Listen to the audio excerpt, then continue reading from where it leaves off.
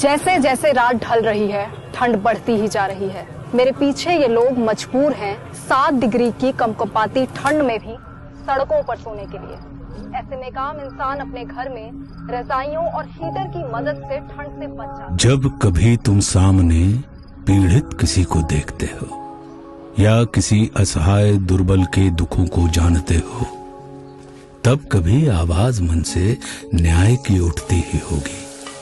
दीनहीनों के लिए करुणा कभी जगती ही होगी।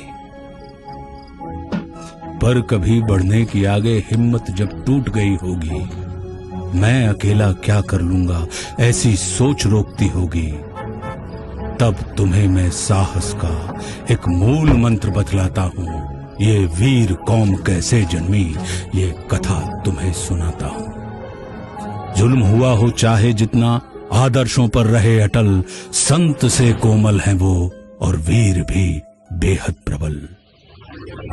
खौफ बढ़ा था देश में जब दुश्मन के अत्याचारों का, जब शक्तिहीन रोना रोते थे अपने अपने प्राणों का, तब हर घर से एक वीर पुत्र लड़ने को आगे आया, न्याय का दीपक बना और सरदार कहलाया।